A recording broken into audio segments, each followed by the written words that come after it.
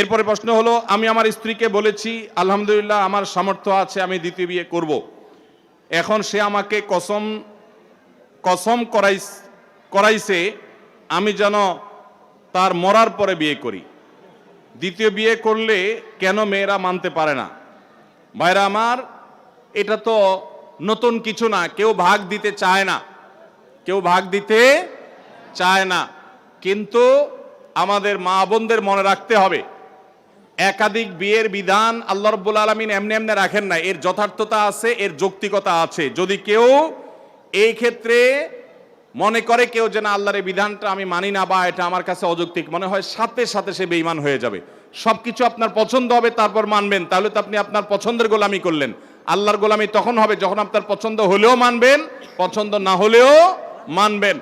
আল্লাহ রাব্বুল আলামিন পুরুষদের মধ্যে মেয়েদের চাইতে যৌন আকাঙ্ক্ষা চাহিদা বেশি রেখেছেন, এটা বৈজ্ঞানিকভাবে প্রমাণিত, এটা মহাসত্য, এটা অস্বীকার করার কোনো সুযোগ নাই। এবং নানা বাস্তবতার নিরিখে আল্লাহ রাব্বুল আলামিন পুরুষদের জন্য একাধিক বিয়ের ব্যবস্থা রেখেছেন। তাছাড়া একজন নারী তিনি যদি একাধিক স্বামীর তার থাকে, তাহলে সেক্ষেত্রে সন্তান কার হবে নিরূপণ করা জটিল হবে। কিন্তু কয়েকজন স্ত্রী যদি একজন পুরুষের থাকে, তাহলে সবগুলাই একজন বাবার দিকে সম্বন্ধিত হবে। মা তো মায়ের গর্ভে ধারণ করেছে। নানান কারণে আল্লাহ যা নির্দেশ করেছেন এর বাইরে কোনো যৌক্তিক বিষয় থাকতে পারে না। অতএব সব জায়গায় সমতার চিন্তা করলে সেটা ভুল এবং বিভ্রান্তি।